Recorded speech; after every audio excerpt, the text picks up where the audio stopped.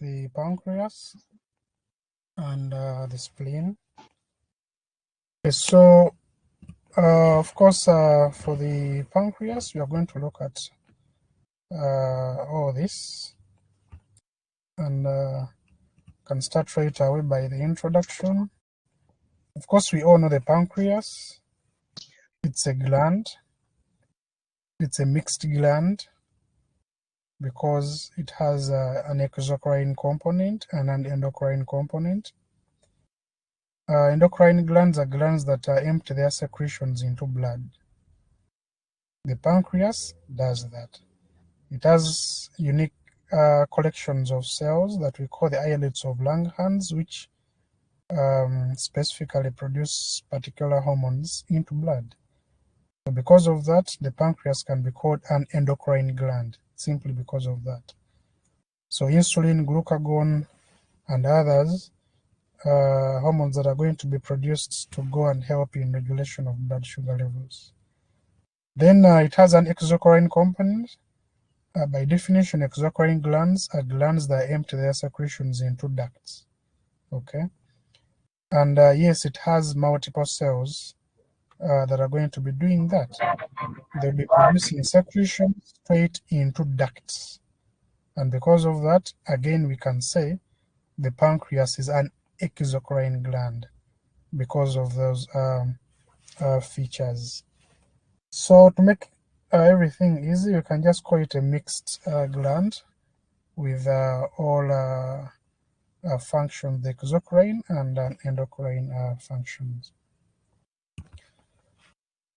By location, of course, the pancreas is going to be lying almost horizontally on the posterior abdominal wall. We all know the posterior abdominal wall.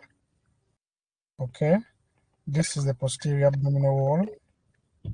The anterior abdominal wall is here. This is the anterior abdominal wall. This is the posterior abdominal wall. So your pancreas is going to be close, okay, to the posterior abdominal wall. So that's where it's going to be located. And if you use the 9 abdominal regions, your pancreas is going to be within the epigastric and the left hypochondriac regions. And it's going to be lying almost oblique, okay, within those regions. So we've said the bigger part of it is retroperitoneal, meaning that it's behind the peritoneum, anchored or attached onto the posterior abdominal wall, behind the lesser sac. The lesser sac, last time we said, it can also be called the omental bursa. Okay, so your pancreas is going to be lying within these regions, the epigastric region and the left hypochondriac, specifically behind the stomach. Okay, or you can say specifically behind the omental bursa. Okay, because the omental bursa, it is that whole space behind the stomach. Okay, and we say it's going to be lying oblique, close or attached to the posterior abdominal wall. As we can see here, it's lying oblique, and this obviously shows you that the tail is more posterior. This is the body. You can see the tail. The tail is more posterior because of the obliquity of this pancreas. It's going to be behind the peritoneum. This is the parietal peritoneum. And last time we said that this peritoneum is going to be almost enclosing some organs of the abdomen, like the intestines, and that's why we call them intraperitoneal. But for our pancreas, the greater part is going to be behind the peritoneum, as you can see here, and that's why we can say that it's largely retroperitoneal. It being retroperitoneal and close to the back, obviously it can help you appreciate that clinically, patients with pancreatic diseases will always experience pain radiating to the back, obviously because our organ is almost close to the back. Okay, and of course, when scanning, of course, it's important to adjust the angle and the depth of the probe so that you can easily visualize all the different parts of the pancreas. Why? Because it's deep. It's a deep organ. So you have to always adjust the angle and the depth of your ultrasound probe so that you can appreciate the parts, the various parts of the pancreas. So you say it's going to lie behind the stomach. This is the stomach, that is the stomach there, but specifically we say it's going to lie specifically behind the lesser sac, because the lesser sac or the aumento bassa is that potential space behind the stomach. Okay, so you can say it's lying behind the stomach, or you can say it's going to lie behind the lesser or the aumento bassa. Either way, it's a correct description.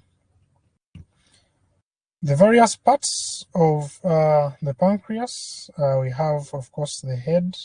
The whole of this is the head. We have the neck, the body, and the tail. We are going to look at all these parts one by one and their relations. It's important to know the relations because when scanning, you can be guided in locating the various parts of the pancreas. Okay, as we shall see later on in some sonographic images. So if you look at the head, this is the head of the pancreas. Of course, it has a tongue-like extension that we call the uncinate process, as you can see. Okay, and of course above it we shall have the first part of the duodenum. That's the first part of the duodenum, or what we also call the duodenal ampulla or the duodenal cup. Inferiorly, we are seeing the third part of the duodenum. Okay, laterally we have the second part of the duodenum. Anteriorly, you can see this vessel that's going down here. This is the gastroduodenal artery. This artery, last time we said it's a branch of the common hepatic artery. So it's given off, and after being given off, it's going to run downwards posterior to the first part of the duodenum, lying in front of the head of the pancreas. Then posteriorly, of course, we have the common bile duct, as you can see there. That duct formed after fusion of the cystic and the common hepatic. It's going to lie posteriorly to the head of the pancreas, okay, to come and join with the main pancreatic to form the hepatopancreatic ampulla, which will pierce this second part of the duodenum. So those are important, very, very important relations, as we are going to later appreciate clinically when you look at the clinical correlates of the pancreas. The relations of the neck, of course, you should always remember that behind the neck of the pancreas, we have the commencement of the portal vein, or the beginning of the portal vein. It's formed by the confluence of the splenic and the superior mesenteric, and this happens behind the neck of the pancreas. Okay. Anterior, of course, we have the pylorus. You all know the stomach. The stomach has got its terminal end that we call the pylorus. It's going to be lying in front the neck of the pancreas. Okay. The body, if you look at the body of the pancreas, there are superior, inferior, anterior, and posterior relations. Of course, posteriorly, you can see that, of course, here we don't have our pancreas. It should be lying here in this concavity of the duodenum. The head lies here. The body extends towards the left side. So here the pancreas is not shown, but we can see structures that lie behind it. Okay, the abdominal aorta and the origin of the superior mesenteric artery, all these structures are behind it. Of course, we also have the splenic vein. This is the body. That's the body of the pancreas. Below, you can see you have the duodenojejunal flexure, this bend between the duodenum and the jejunum. Superiorly, we have the splenic artery. That artery is going to be a branch of the celiac trunk, remember, and it's going to extend to the left. And last time we said it has those bends within it. So that's one way how you can easily tell that this is the splenic artery. So it's going to lie superior to the body of the pancreas. Okay, so superior you say the splenic artery, inferior you have the duodenojejunal flexure, posterior you've seen the aorta and the superior mesenteric artery. The superior mesenteric vein, we said this vein is going to be coming from where? From the spleen, running behind the tail, behind the body, to come and confluence with this superior mesenteric vein at the neck or behind the neck. So you can't see the vein here fully, but it's going to lie behind the body. Actually, it's going to groove the posterior surface of the body of the pancreas. Okay, then of course anteriorly, we've already mentioned, we have the stomach, and specifically behind the stomach, we have the lesser sac. So all these two structures, they are going to be anteriorly related to the pancreas. Oh, this is important because last time we said if a patient has chronic, we'll talk about that later on. So those cystic-like structures can form within the lesser sac, and it will be an indication that this patient is having chronic pancreatitis. Okay. Then also we said, because of the fact that it lies anterior to this lesser sac, we said if a patient has chronic ulcer disease, perforations can occur and leakage of gastric contents can happen within the lesser sac. So these relations are very important to help you appreciate the clinical presentations, the clinical manifestations of different diseases related to these organs. Okay, so those are the relations of the body of pancreas. If you look in this image, you can actually see our splenic vein clearly, but remember it is behind. Okay, that's why it's indicated with dotted lines behind the body of the pancreas. It's going to come from the drain blood from the spleen, and of course we said along its way it's going to be joined by the inferior mesenteric. Okay, in most patients that's the normal pattern. Along its way it's joined by the inferior mesenteric, but of course in a few group of people this inferior mesenteric may join at the commencement or at this a point where the portal vein is beginning from. But in most, more than 50% of the patients, this is the normal anatomical arrangement. Normally, the inferior mesenteric will come and join the splenic, and the splenic will continue to come and confluence with the superior mesenteric behind the neck of the pancreas to form the hepatic portal vein. Okay, this is the normal, the common arrangement. But of course, it's always important to know the variations because patients differ. Okay, anatomical structures can slightly be oriented differently in patients. So you should not only know the normal anatomy, but also you should also know the variant anatomy. All that can guide you and help you prevent radiological misdiagnosis. Okay, so those are the relations of the body.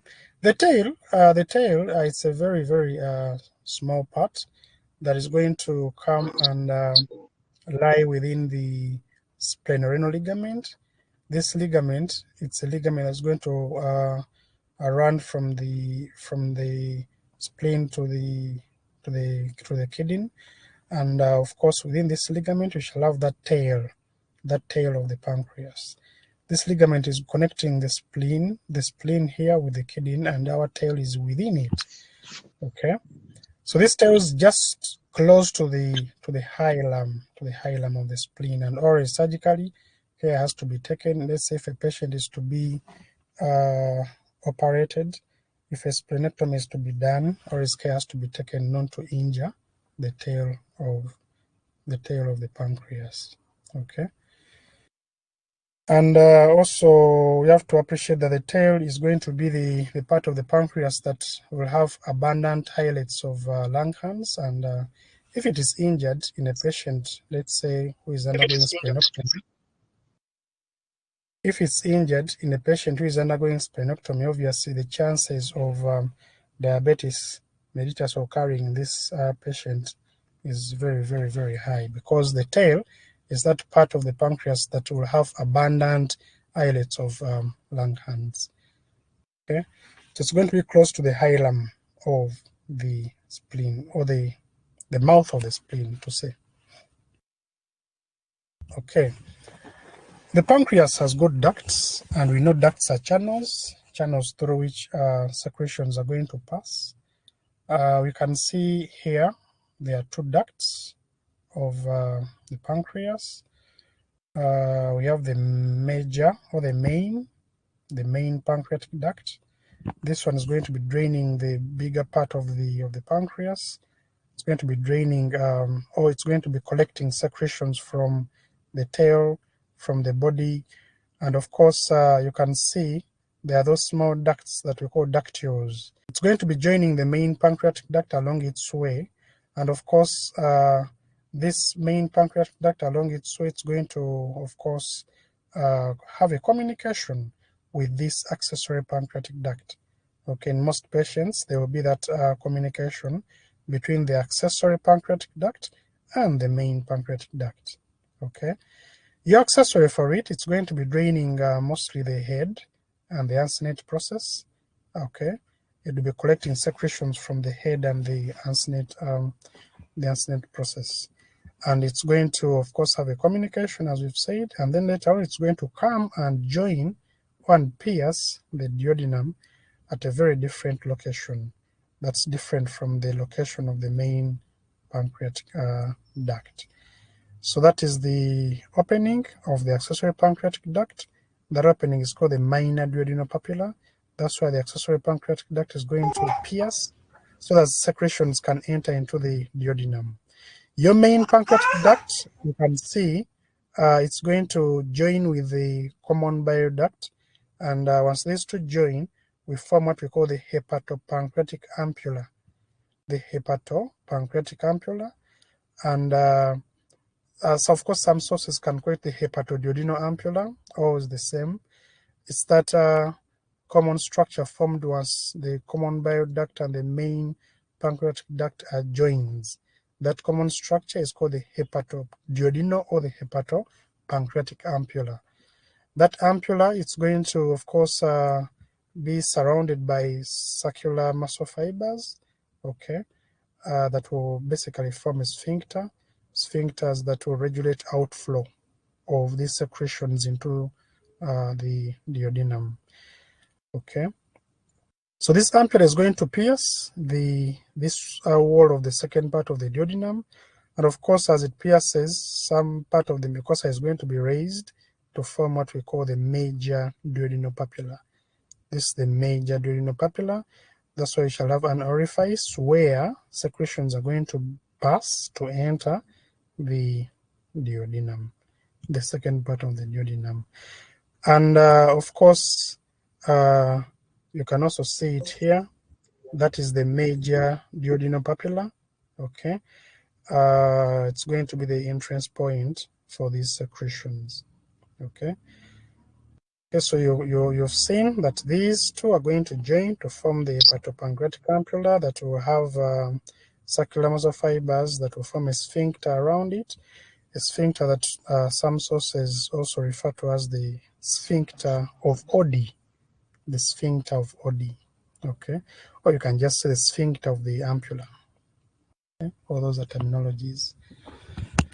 All right, so that's the normal arrangement of the duct system of the pancreas. That's the normal anatomical arrangement. Okay. In a few patients, you will see no communication between the accessory pancreatic duct and the main pancreatic duct. There may be no communication. These two ducts may be separated completely, but in most patients, these two ducts will have a communication, as you can see here. Okay.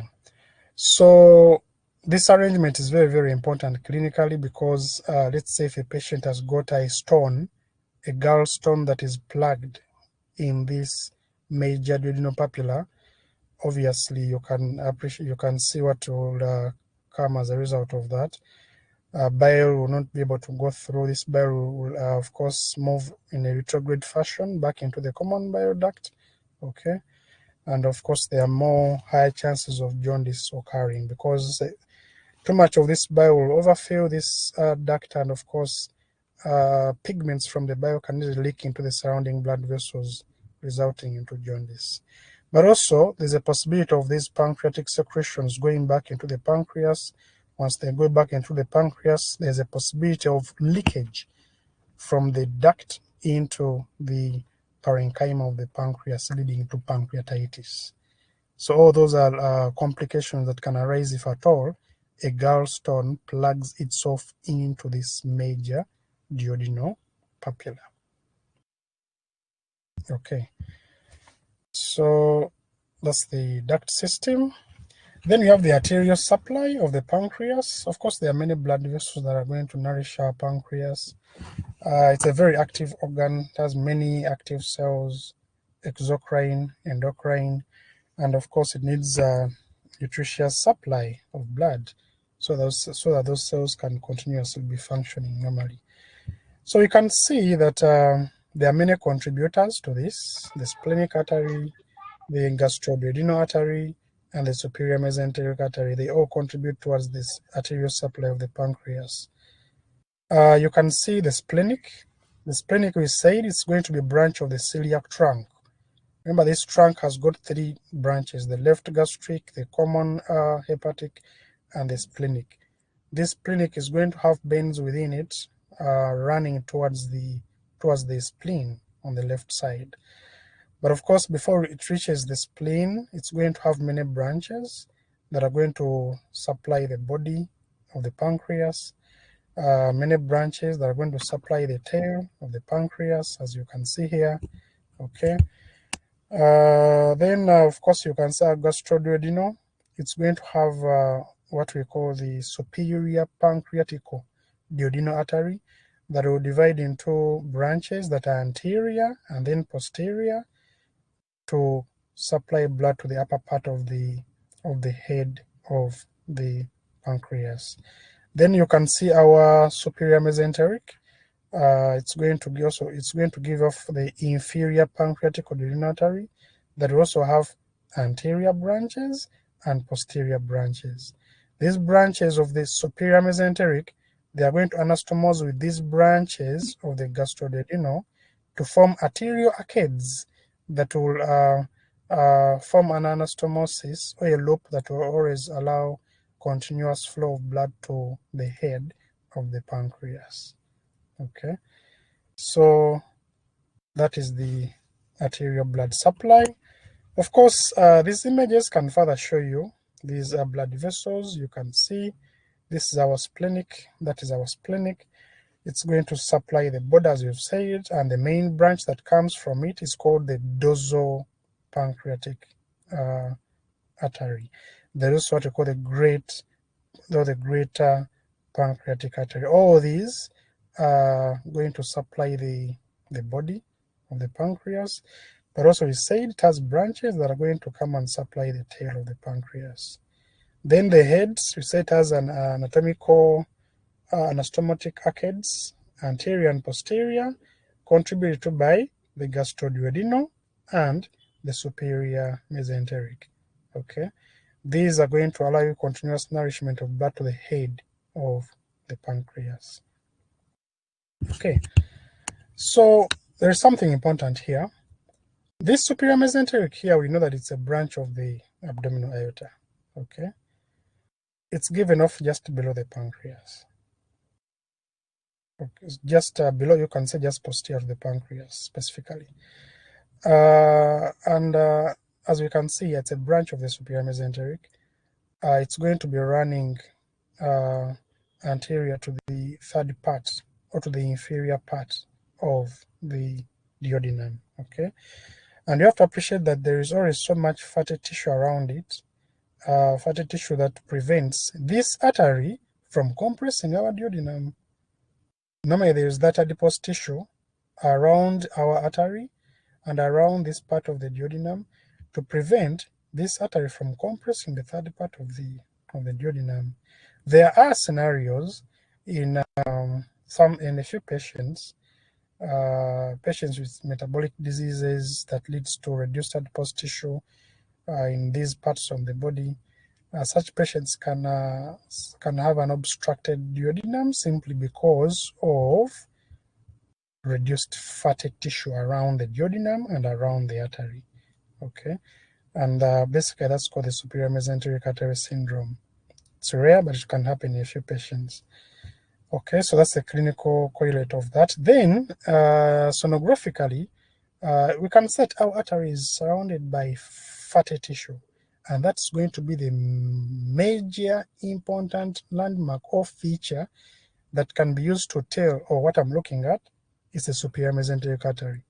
Okay, because around it there is a lot of fatty tissue, and we shall see how that can give you a clear picture and differentiate this artery from nearby arteries and from the superior mesenteric vein.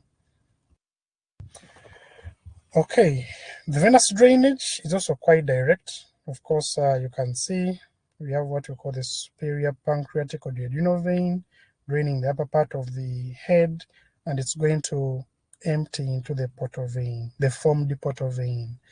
We have the inferior pancreaticoduodenal vein draining the lower part of the head and the uncinate process, and it's going to empty into the superior mesenteric vein. Then the body and the tail of the pancreas, they are drained by multiple tributaries that are going to later come and join the spleen along its way. Here we're just seeing just one tributary, but there are quite many that are going to come and pierce or pour into this splenic along its way behind the body.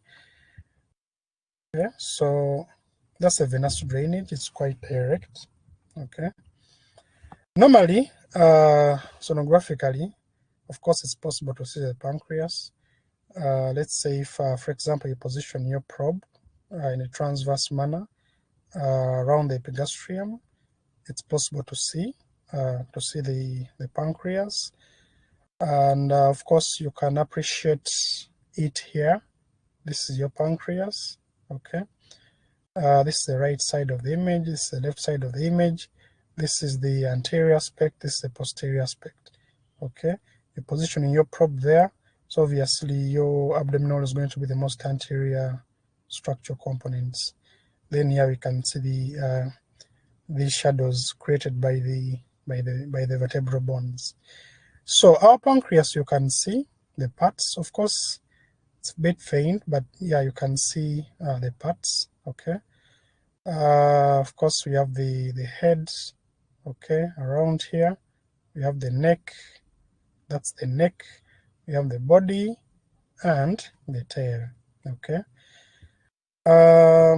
This pancreas, as we age, its appearance is going to be, it's going to be difficult to easily differentiate it, or to easily appreciate these parts, because remember, this pancreas doesn't have a capsule, so surrounding fatty tissues always infiltrate the pancreas, changing its appearance, and that's why it's not possible. It's possible, but of course it can be hard to appreciate these parts fully as you age, because as you age, fatty tissue is going to infiltrate into the pancreas. It has no capsule, so this tissue can easily enter it, resulting into this appearance.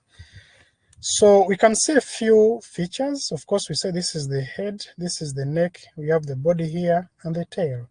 So we've already seen that around your head, there are some important relations.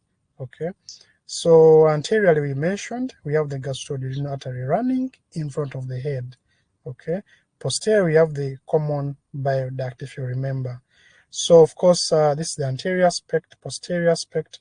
So that structure that you see there is the gastroduodenal artery. That structure that you see here is the common bile duct. Okay.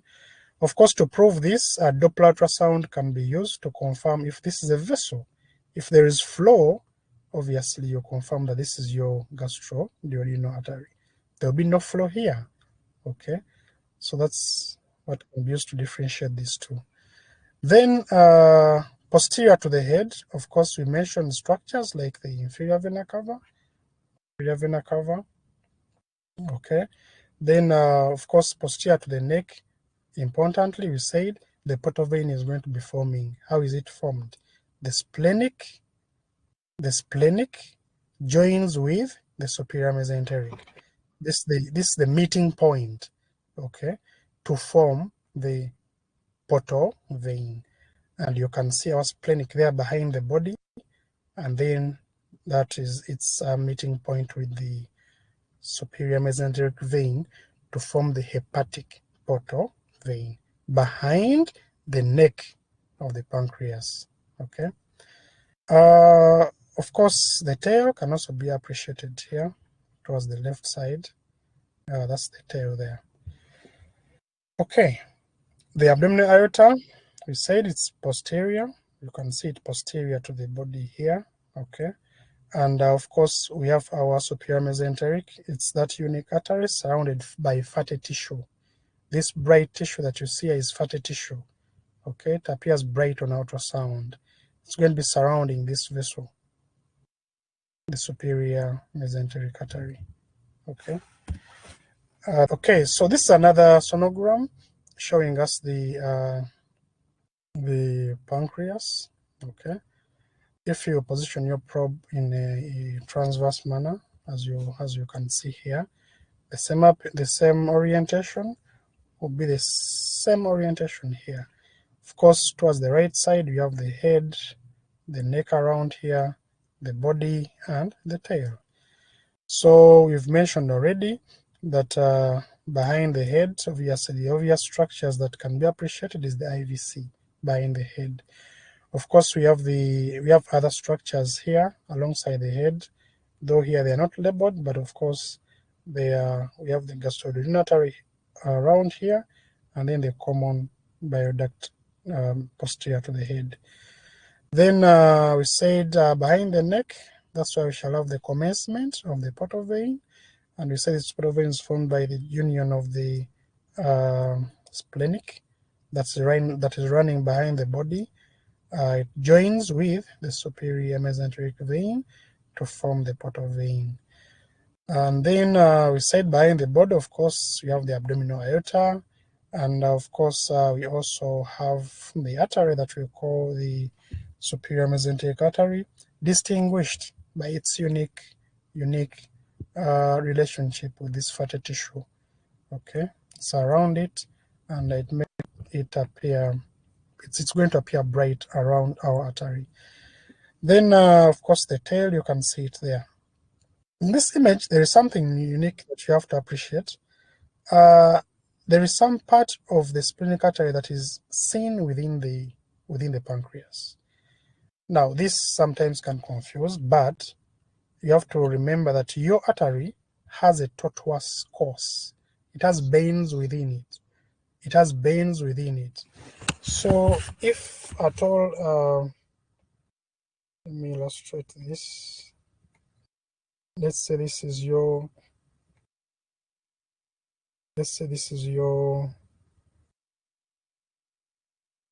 pancreas, and this is your artery. It has bends along its course, as you can see.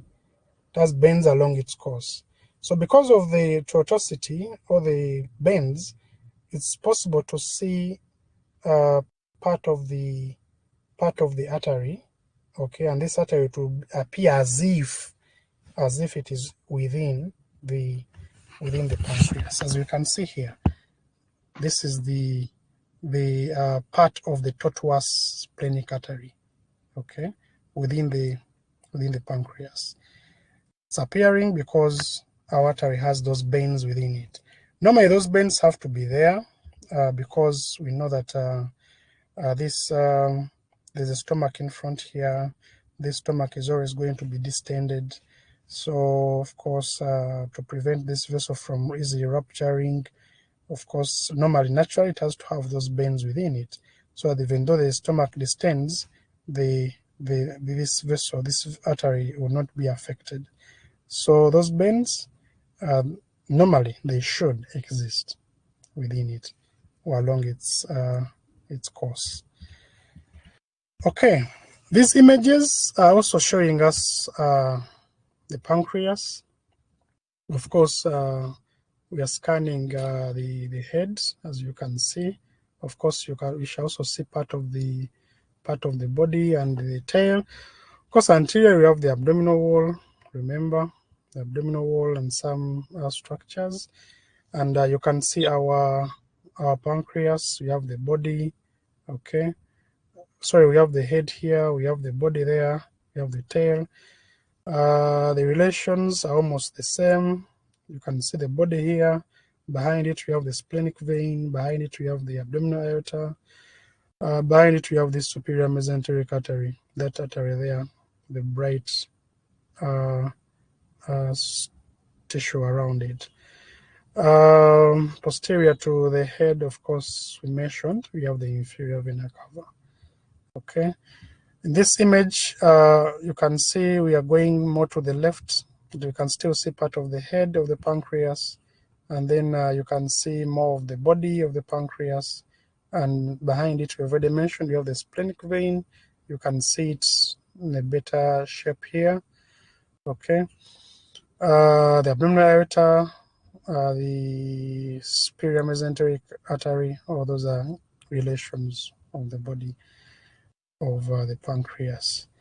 Then in this image, we are still seeing the same structures, the splenic vein behind the body. The splenic vein is a very important relationship. It can easily tell you the part of the pancreas that you're focusing at. We know it's behind the body. So seeing it, obviously you can conclude that what I'm seeing here is the body of the pancreas. Okay. Behind it, we have the superior mesenteric artery, abdominal aorta. All those are important relations. In these images, we are scanning in a sagittal plane. Okay, so you can see if you scan in the sagittal plane to observe the head, yes, you see the head in that sagittal orientation. And of course, you can still see the relations. Behind it, we have the inferior vena cava. Okay. We know that just adjacent to it, we have the duodenum. So you can see part of the duodenum close to the head on the right side. And of course, we know that usually intestinal structures on ultrasound, they are going to appear with gas within them. So you can see those that gas within the duodenum. Okay, so these relations are very important, and all these images are further showing you the relations. Of course, we are still scanning the pancreas in this image. You can see we are focusing around the neck. That's the neck of the pancreas. Behind it, we have the superior mesenteric vein coming in to join with the splenic. Okay, here you can see the splenic. Remember, we are orienting our probe in a sagittal manner. Our splenic is running in a transverse orientation. So in this scanning plane, you can only see the superior mesenteric vein. Remember, this vein is running downwards. It's running downwards, as you can see in this small image here. So if you position your probe in such a sagittal scanning plane, obviously you'll see it running behind the neck of the pancreas. Okay, so in this image, we can still see the structures behind the neck. Again, that's your neck there. You can see the superior mesenteric vein. You can see superior mesenteric artery. The vein, you've already identified it, the artery. In this longitudinal view, you can see it coming off from where? Coming off from your abdominal aorta. This is the abdominal aorta, and you can also see it here, giving off that superior mesenteric artery, an artery that's going to be running downwards. And of course, we see there's fatty tissue around it, and that's why its outer wall is appearing bright. That's a feature that I mentioned that can be used to differentiate this artery from the vein. Okay, so basically those relations are all very important for you to know about. Okay, so all these images are almost similar images showing us the relations of the pancreas. Okay, let's focus more. You can see the probe is positioned almost close to the neck, and of course we said that around the neck of the pancreas we shall have the splenic vein joining with the superior mesenteric vein, but also we have the superior mesenteric artery posteriorly surrounded by that bright fatty tissue. Okay, this is the abdominal aorta. Okay, as you move towards the left side of the body, you'll see more of the body of the pancreas. The vein, the splenic vein is posterior to it. The splenic artery is going to be along its upper border. How can we differentiate these two? Or is the veins are larger? Veins have a wider lumen, remember, so the vein is larger than the artery. Okay. In this image, of course, we are scanning the, we are positioning the probe towards the left side of the patient, and of course, you're going to be seeing the tail. The tail of the pancreas, you can see it's going to be lying almost adjacent to the left kidney. And in this scanning plane, the left kidney will come into view, posterior to the tail of the pancreas. Okay. Then also you can see your vessels that are associated with the pancreas. They can also be seen along the tail. Our vein, remember you say it's larger or is larger than the arteries, so that's how you can differentiate them. Then behind here, the whole of this is the left kidney. Okay, so with all those features, relations, it's possible to identify the pancreas. There's no way how you can confuse it with the surrounding structures. If you know the parts, if you know the relations, you can easily appreciate it well. How does it form? It's very easy and simple. These images can make it very, very clear for you. Okay, you can see in this image, we are seeing a growing embryo. This may be around week 4, week 5. Okay, you can see the growing alimentary canal, what we call the primitive gut tube. Okay, it's going to be giving off very many structures. There's a lot of structures that will be derived from this gut tube. Okay, the foregut here will give off many structures. We've been looking at these structures in embryology. This is the mid gut portion that is in communication with the yolk sac, and then down here we have the hind gut. Okay, so now your pancreas, it's going to arise from the foregut. This is the foregut, remember. You can see along the wall of the foregut, from the anterior and the posterior aspect, we shall have those outgrowths, or you can call them outpoachings, or you can simply call them buds. We have the ventral pancreatic bud and the dorsal pancreatic bud. Okay, all these are going to be formed from the endoderm that is lining this foregut. Okay, we say this is the foregut. We have the midgut here, we have the midgut there, and the hindgut. Out of all these, this ventral bud is going to be close to the midgut. Okay, and that can make you appreciate the reason as to why the pancreas is not only supplied by the artery of the foregut, the celiac trunk, but also it's supplied by the artery of the midgut, because in development, part of it, it's going to develop close to the midgut. So that embryological pattern can help you remember the blood supply easily. So the ventral bud, of course, it's called ventral because it will be an outpoaching on the ventral side of this gut tube, as you can see.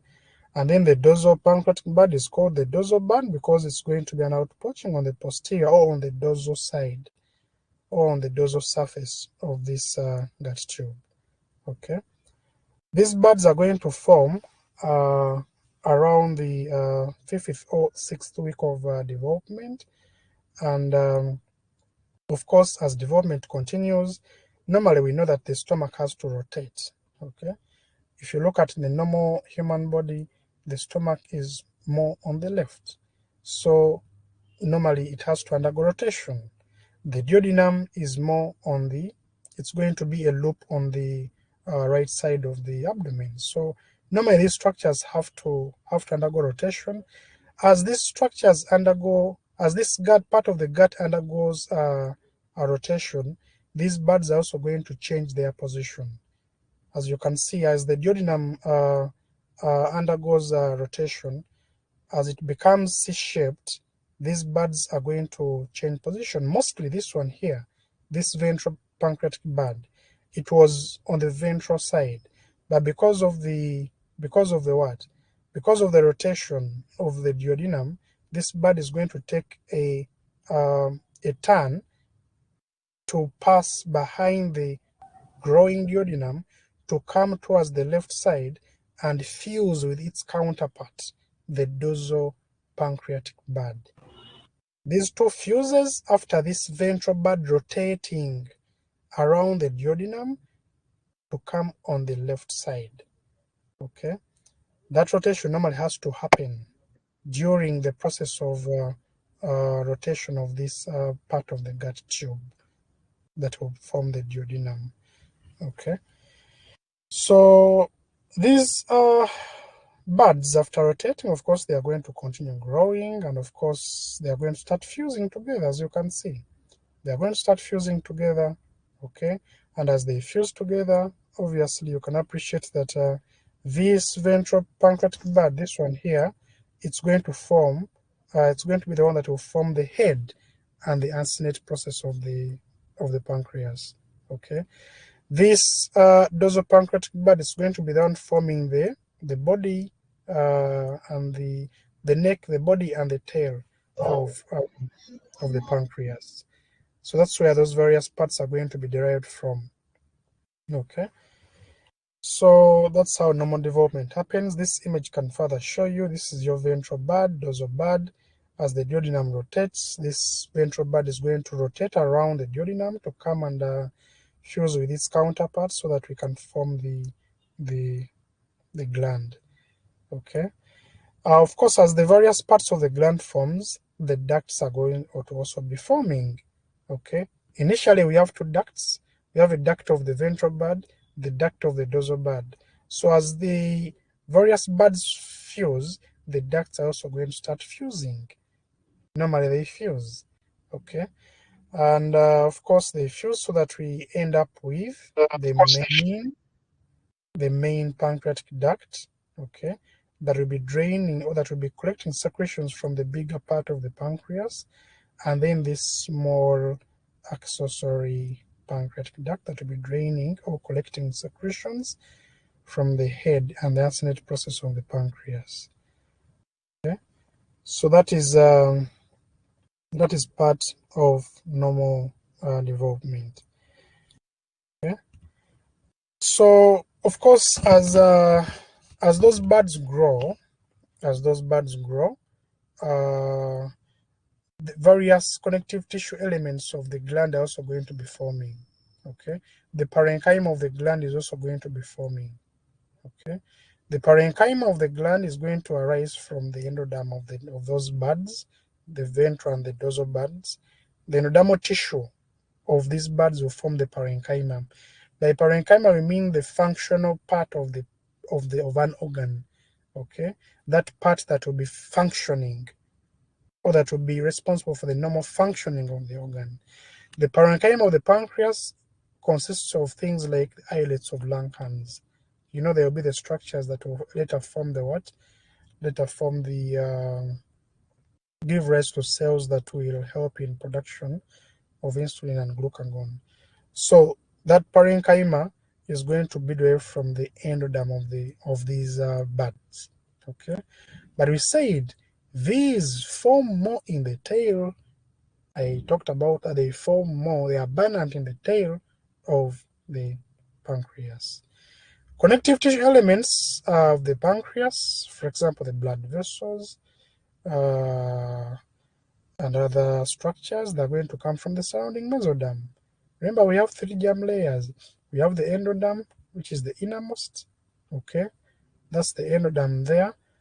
It's the one that forms our buds, those buds that you see there that are growing out. Then the surrounding tissue is the mesoderm, or you can say mesenchyme. So that surrounding tissue, it's going to form the various connective tissue elements, for example, the blood vessels that will be supplying this pancreas. Okay. Then, of course, as the buds grow, there are some portions of the buds that will form ducts, as we said. The ducts within are going to grow to give rise to the main and the accessory ducts. And then it's important to also note that there are some special cells that will form later in development. These are the cells that will form these round structures that we call the acini. These acini are going to be the structures that will help in production of different contents of pancreatic juice.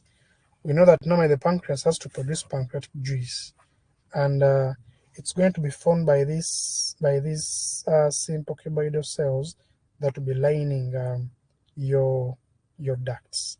Okay, these cells are going to be oriented in a round fashion to form structure that we call acini, and these cells will always be producing contents of the juice, the bicarbonate ions, the various enzymes to be transported through the ducts towards the duodenum to always help in digestion. Okay, so basically that is how the pancreas is going to form. Okay, that's how the pancreas is going to form. There are a few anomalies of the pancreas that are clinically very important. The most clinically relevant anomaly is the annular pancreas. This is very, very important to know about because it leads to many complications, and we can see how it comes about in this image here. We said normally during development there is formation of the ventral bud and the dorsal bud. We said that normally the ventral bud has to rotate towards the left side. Okay, it rotates around the duodenum to come on the left side to fuse with its counterpart to form the gland. In some abnormal cases, the ventral bud can bifurcate, form 2 leaflets, and once the time of rotation reaches, or during rotation, normally these leaflets are going to move to opposite directions, and once they move to opposite directions, you can see they are going to surround the second part of the duodenum. As they surround the second part of the duodenum, that part of the duodenum is going to become underdeveloped, resulting into what we call duodenal atresia. It's going to be underdeveloped and almost fully obstructed, resulting into what we call duodenal atresia. Okay, and same thing can be seen here. That's pancreatic tissue surrounding the second part. That's obstructing our second part of the duodenum. It's going to be obstructed, and these young ones always, whenever they eat any meal, they are going to be vomiting, okay, because of the obstruction of the gut tube here. It's going to be obstructed, and of course, radiographically, you'll see what we call the double bubble sign. Okay, if these units are examined by X-ray, you'll see what we call the double bubble sign. This is a sign basically showing you a bubble of the duodenum and a bubble of the stomach. Normally, we know that the stomach can contain gas, but also the duodenum can contain gas. This gas comes from where? Whenever you eat, some air enters into your alimentary canal. But also, we have bacteria that always carries out fermentation, resulting into gas production. So that's why most cases your gut will have gas within it. But now, in this case, you're seeing an unobstructed duodenum, and gas bubbles are going to be seen only in the stomach and in the duodenum. There's no gas bubble down here. because there is an obstruction. And this will give us what we call the double bubble sign. That double bubble sign, it is pathognomic for duodenal atresia. Okay. Of course, on ultrasound, this condition can still be appreciated. This is your pancreas. Of course, we said on its right lateral side, we have the duodenum. Okay. So in this case of annular pancreas, you see the pancreatic tissue surrounding that duodenum. Okay, it's making a sling around it. Resulting into what we call annular pancreas. Okay, so that is the most relevant congenital abnormality of the pancreas. There are many others, but this is the commonest one. It is possible to have pancreatic tissue deposited in different parts of the body. Okay, those tissues are called ectopic pancreatic tissues or ectopic pancreas. They can be deposited in the different submucosa of different parts of the body, of the abdomen. Mostly the duodenum, the stomach, all these parts, they can have pancreatic tissue deposited within them. It's an abnormality, okay? And of course, it can result into, of course, complications. One, let's say if that pancreatic tissue is plugged in any of these, let's assume if this patient, for example, has got pancreatic cancer and in some part of the pancreas, and let's say after surgery that part is removed, there will be possibility of this cancer to recur because there will still be some remaining pancreatic tissue in different parts of the body without you knowing. Okay, so that's why it's always important to always critically examine the body structures, in that if there is any abnormal mass or abnormal ectopic tissue that's not similar in structure with that tissue, that organ, always that has to be reported, because usually such ectopic tissues can of course result into complications. For example, in patients with cancers of such organs, if such cancers are managed, those patients will not completely heal because there will be still some tissue residing in other parts of the body. It could be any part of the body from this list. Okay. Then it's also possible for this ectopic pancreatic tissue to result into what we call an intersusception. Okay. Whenever this tissue plugs itself into the wall of, for example, the duodenum, or let's say the ileum, mostly the ileum, if it plugs itself in the ileum, it can easily result into what we call an intersusception. Last time we described what an intersusception means. Okay, this condition occurs when one part of the gut abnormally enters or telescopes into the adjacent part of the gut.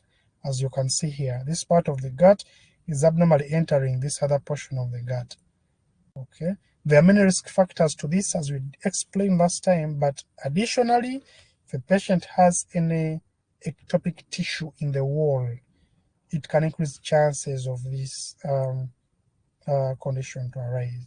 Because whenever peristalsis goes on, we know that these walls are going to be moving, okay, and because of that tissue that is protruding into the lumen, this peristaltic wave can easily result into this part of the gut to enter into this adjacent part of the gut, as you can see here, and this leads to an intersusception, one of the causes of small bowel obstruction. Okay, so I won't go into depth of all this because it was explained in detail in previous lectures. Okay, so just briefly, pancreatitis, of course, just from the name you can tell, inflammation of the pancreas. What can cause this inflammation? If a patient is a chronic alcohol a drinker, or let's say if a patient has got gallstones, this condition can arise. I told you that if stones block this outflow, the juice will go back into the duct and there will be a very high chance of that juice to leak. Remember, it contains enzymes. Those enzymes can cause autodigestion and inflammation of this pancreatic tissue. Okay, these patients will have severe pain in the epigastric region, and this pain will be radiating to the back, as we explained earlier. Why? Because our organ is retroperitoneal. Of course, patients with chronic pancreatitis, it's possible to have calcifications in the pancreas. Remember, your pancreatic juice has got different salts. Those salts can clump together and, of course, form stones or calcifications in the duct, but also in the pancreatic tissue. Okay, because imagine if this outflow is blocked, contents in this juice are going to concentrate, leading to such complications. Since our gland doesn't have a capsule, it's possible for pancreatic fluids to accumulate in a cystic-like structure, and this structure can easily burst, leading to leakage of this fluid into the peritoneal cavity. Okay, and this will cause peritonitis. Okay, if it doesn't burst, of course, on examination, you'll see a pseudocyst in the omental bursa. This is the omental bursa, this space between the stomach and the pancreas. So there will be an enlarged cyst that is extending into the omental bursa. All these are features of chronic pancreatitis. Okay, so we've seen many pictures of ultrasound showing us the pancreas. There is this CT image. It can also show you the pancreas. Okay, so it's possible to appreciate the different parts of the pancreas, the relations. Okay, they are easier. It's very easy to appreciate them on the CT scan. Of course, you can see behind the body we have the splenic vein that's going to join with the superior mesenteric to form the portal vein. Okay, among other relations which I don't want to repeat. The abdominal aorta is behind the pancreas. The left kidney is behind the tail of the pancreas. Okay, all these I don't want to repeat. We've already talked about them. So in a patient with pancreatitis, of course, there will be signs of inflammation of the pancreas. Okay, here you can see a pancreas that's affected with pancreatitis. You can even barely see the borders. In this image, you can't see the border. In a normal patient, you can see the borders of the pancreas. But if there is chronic pancreatitis, the margins of this organ cannot be well appreciated. That's a sign that there is chronic injury, chronic inflammation going on. Okay, and we said it's possible to have stones within the gland in patients with chronic or long-standing pancreatitis. Pseudocysts can form in patients with chronic pancreatitis. Okay, then lastly, in some patients with pancreatic cancer or with a high predisposition to tumors, such patients can have tumor masses in the head of the pancreas. This is the part of the pancreas that is highly predisposed to having tumors within it. And once tumors form in the head of the pancreas, you can see many structures that will be obstructed. And these can explain to you why such patients will present with these signs and symptoms. Patient can present with jaundice because the bile duct is obstructed. Bile is going to accumulate in this common bile duct, and it's long-term obstruction can lead to leakage of pigments into the surrounding blood capillaries, leading to jaundice. If there is obstruction of the duodenum, of course, there will be this patient will present with vomiting because of the what? The obstruction of the duodenum. The contents will not easily be going through. Okay, so that's the duodenal obstruction. This patient can present with ascites because the portal vein behind can easily be compressed. Remember, it is behind the head of the pancreas. It can be compressed, leading to increased portal hypertension, and we know that is a precursor of ascites. Okay, as we explained last time. The IVC can be obstructed, and that can lead to edema in the lower extremities. So with the relations in mind, you can easily appreciate why such patients can present with all these clinical signs and symptoms. Always and always, the patient's clinical presentation can easily guide you before even you start scanning. Okay. All right, so that was the first part of the lecture. It was mainly concentrated on covering the pancreas. In the same lecture, I had planned to cover the spleen. In your question, you said, is the right gastromental vein a branch of? Before even continuing, that statement is not correct, because veins are tributaries. They are not branches, they are tributaries. Okay, so can you kindly rephrase your question using the word tributary so that I can easily answer your question? Rephrase your question, Moses. Okay. Is it true that the right gastromental vein is a tributary of the splenic vein, or it's just anastomosis with the left gastroepiplotic vein, which is another tributary of the splenic vein? Because when you see the image clearly, there is somewhere whereby the distal end of the right gastromental vein is going to meet somewhere with the left gastroepiplotic vein, which is just proximal to the splenic vein. That's the question. Okay, so your question is about veins, but to make you understand, let's go back to the arteries. So Moses, where does the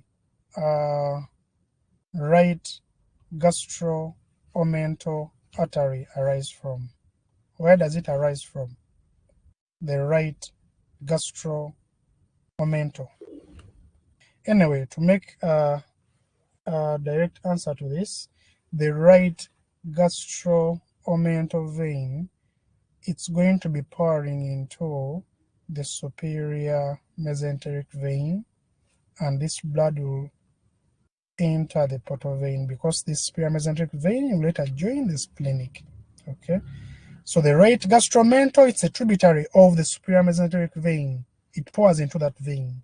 Then the left gastromental vein, it's a tributary of the splenic. It pours into the splenic, close to the splenic hilum. Though I don't have these pictures here because I'm not planned of talking about those veins. But let me hope you're getting a picture in your mind, Moses. Right, so don't confuse those arteries with veins.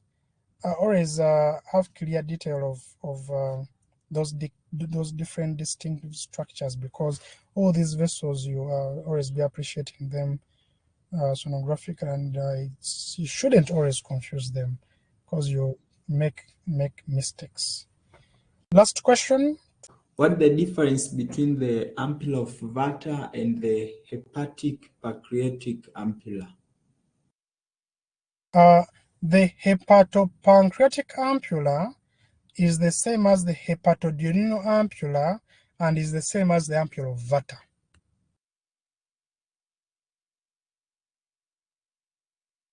Is that clear? Thank you, sir, for the clarification. Yeah. All right. Okay, so let's proceed. Cover the spleen for these few remaining minutes to 9. So the spleen is a very important organ of the body. There are a few details that you have to appreciate.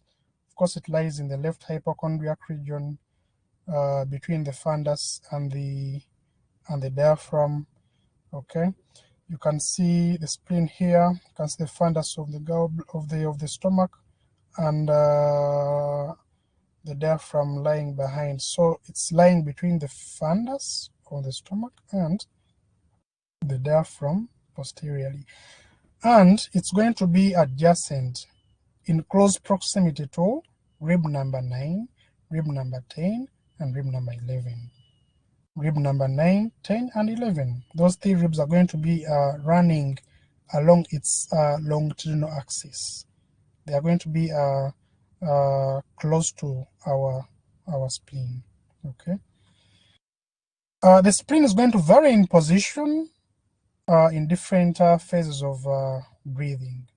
When you breathe in, the diaphragm is going to be set, pushed down, and your spleen is going to descend downwards slightly because of this diaphragm that is going to be descending during inspiration. And that's why during the scanning process, it's always important to tell the patient to take a deep breath and hold for a few seconds, because once the patient does that, this organ of interest is going to lie slightly beneath these ribs, and you can have some clear visualization to that spleen. Okay, of course it won't of course descend far away from the left costal margin. It will descend slightly away from just slightly away from the ribs.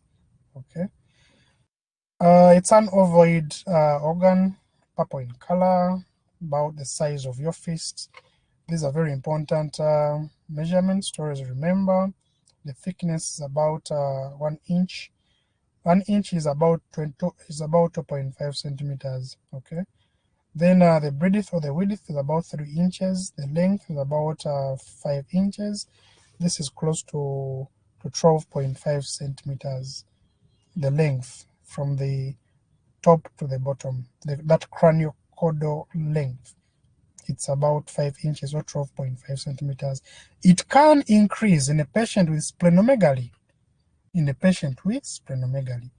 Okay, so if the craniocaudal dimension, if the length of the spleen of a patient is more than, let's say 13 centimeters, that may be a sign that there is splenomegaly. Okay, it's going to be enlarged. Normally, you can't palpate the spleen, but if it's enlarged, you can even start feeling it beneath the left costal margin. If you tell the patient to take a deep breath, you can easily feel the bigger part of the spleen on palpation. Of course, the weight about 7 ounces. This is around 200 grams. Okay, so these odd numbers 1, 3, 5, 7, 9, 11, they can easily help you remember these few details of the spleen. The features of the spleen, of course, there are 2 ends, the anterior, posterior, 2 borders, superior, inferior, and 2 surfaces of the spleen, all which can be appreciated here. Okay, so you can see the ends. There is the this anterior end and the posterior end. Anterior meaning it's more oriented anteriorly than this one. This is pointing to the back. It's more oriented posteriorly. This is pointing anteriorly. So this is the anterior end, and this is superior. This is the posterior end. Okay. This posterior end can also be called the medial end because it is close to the midline. It can also be called the upper pole. Okay. Then this anterior end can also be called the lateral end because it's more periphery, and it can also be called the lower pole. Okay, so all those are different terms that can be used to name these ends of the spleen. Okay, of course you can see what we've just said. Our spleen is going to be located between the fundus of the stomach, though here your stomach is cut out, but it's going to be between the stomach and the diaphragm, which is separating it from our ribs, rib number 9, 10, and 11. Okay. The anterior end is going to be adjacent to the splenic flexure. The splenic flexure, or what we call the left colic flexure. Then the posterior end is going to be close to the upper pole of the kidney. We have the kidney around here, though it's not labeled. this kidney is going to be close to this end, this posterior end of the spleen. The surfaces, those are basically areas, external areas of the organ. Okay, you can see the whole of this irregular surface is called the visceral surface. It's irregular because there are many organs that are close to it. Okay, that surface there that is facing the organs is the visceral surface. Okay, it has different impressions because there are different structures that are going to be close to the spleen. You can see the left kidney, as we've mentioned, it's going to be close to the spleen, so there will be a renal impression. Okay, then of course your fundus of the stomach is going to be running along this area here.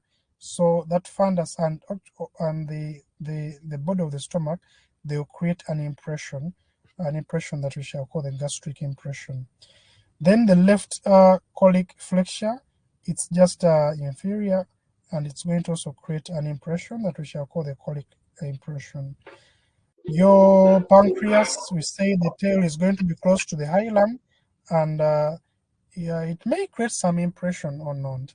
But all these are impressions that can easily help you remember the visceral relations of the spleen. Then this other external area, this is the diaphragmatic surface. It's called so because it's going to be in close contact with the diaphragm. The diaphragm separating it from the ribs. Okay. One thing that I had not mentioned, we also have borders. Okay. I already talked about the ends. Okay. I've talked about the surfaces, but also we have borders. The spleen has got borders. You can see this is your superior border, or you can call it an anterior border, this one here. Then there's another border that you can't see, it lies below. It's called the inferior border. This one here, it's the inferior border. This inferior border is going to be separating the visceral surface from the diaphragmatic surface medially.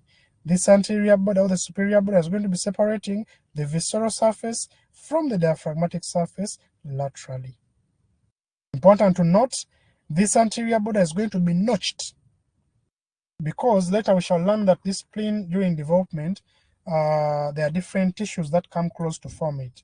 So because sometimes there's a possibility of these tissues not to fully fuse together, there's a possibility of having some bit of depressed areas along the anterior margin or along the superior border of the spleen.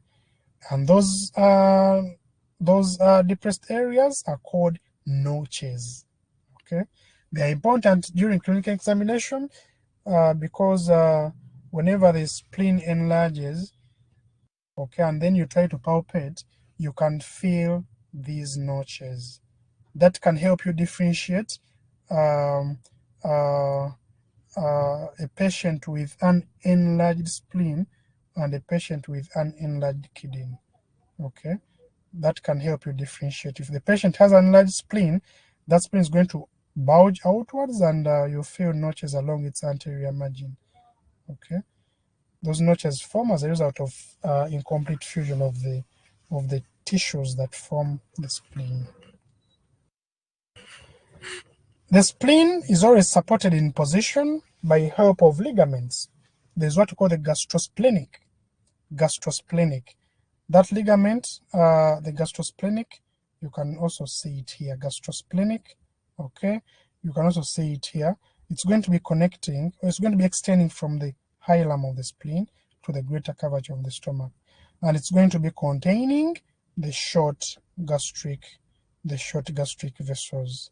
Okay, there are those short gastric vessels, around 3 to 4, that always come from the splenic artery to come and supply the stomach. If you remember the blood supply of the stomach, there are those short gastric arteries that always rise from the splenic artery to come and supply the stomach. They are going to be running through the gastrosplenic ligament. That ligament they are connecting your stomach to the spleen. Then you have the lienorenal ligament or the splenorenal. The word lien also means spleen. So the linear ligament, it's also called the splenic ligament. It's going to extend from the hilum of the spleen to the anterior surface of the left kidney. Okay, from the hilum of the spleen to the anterior surface of the left kidney. So you can see it here. This is the linear ligament. You can also see it here. This ligament here is the linear ligament extending from the spleen towards the anterior surface of the kidney. It's going to be containing, of course, the tail of the pancreas, as we explained in the previous session. The tail of the pancreas is going to be within this ligament. The splenic vessels, the artery and the vein, they are going to be within this ligament. And the pancreatico-splenic lymph nodes, those lymph nodes that drain lymph from the spleen, they are going to be within this ligament. So these are basically supporting structures. They are structures that keep your spleen in position. The spleen is nourished by the splenic artery, and this is a branch of the celiac trunk. The celiac trunk, it's that short vessel that arises from the anterior surface of the abdominal aorta. And after rising, it has only 3 branches. The common hepatic, the left gastric, and then your splenic. That one there. We say this has a tortuous course. It has bends along its course, as you can see. Because we said normally the stomach during expansion, it of course will not affect our artery. If our artery didn't have this tortuous course, it could easily be torn, or it could easily rupture whenever you eat large amount of food, because whenever you eat large amount of food, the stomach can distend and it could injure our artery, but normally it cannot injure it because our artery has bends along it that can allow it to stretch, minimize injuries. Okay, so that's the splenic artery. It's going to go towards the hilum and divide into branches that will enter into the spleen. Okay, this artery, in most of the patients, 90% of the patients, it's going to be a branch of the celiac trunk. In a few patients, it may be a branch that is coming off directly from the abdominal aorta. This is a variation. This is a variation. The splenic vein. This, of course, is going to be draining your spleen. It's formed at the hilum after fusion of different tributaries that are collecting blood from the spleen. All those are going to, of course, emerge from the spleen and form the splenic vein that will run posterior to the tail and the body of the pancreas. And we said that this vein is going to receive tributaries from the pancreas, tributaries from the short gastric veins, tributaries like the left gastroepiploic. Okay, this is what I have answered shortly. Someone was inquiring. This left gastroepiploic or the left gastromental vein, it's going to be a tributary of the splenic vein. Okay, as you can see here. Okay, then the right gastromental, it's a tributary of the superior mesenteric vein. This further answers a question that was posed by someone. Okay, so our vein, you can see along its path, it's going to also receive the inferior mesenteric, and later it will join with the superior mesenteric vein to come and form the hepatic portal vein. The hepatic portal vein, we know it's a vein that's going to take nutritious for nutrients towards the liver. Nutrients that have to always go to the liver so that metabolic processes can take place. Okay, so internally, your spleen has a unique arrangement. Okay, it has a unique arrangement, and we can appreciate that unique arrangement. But before you go to that unique arrangement, you have to appreciate that your spleen is an intraperitoneal organ, meaning that it's almost covered by visceral peritoneum. But beneath it, beneath that visceral peritoneum, we have a capsule. We have a capsule that's going to be wrapping around the spleen. This capsule, it's going to consist of fibroelastic tissue and also myofibroblasts. These myofibroblasts, they are special cells that will always allow your spleen to contract slightly in situations of hemodynamic stress. For example, if there is excessive loss of blood, okay, these cells can contract to make your spleen push some blood that it contains to go and help in supplying other parts of the body. Okay, so those cells always help in the contraction of the spleen. Then we have the fibroelastic tissue. This fibroelastic tissue is going to be a tissue that will be within the capsule, and it's just for basically protective purposes. Okay. Your capsule, you can see it has extensions into the substance of the spleen. These extensions are called the trabeculae.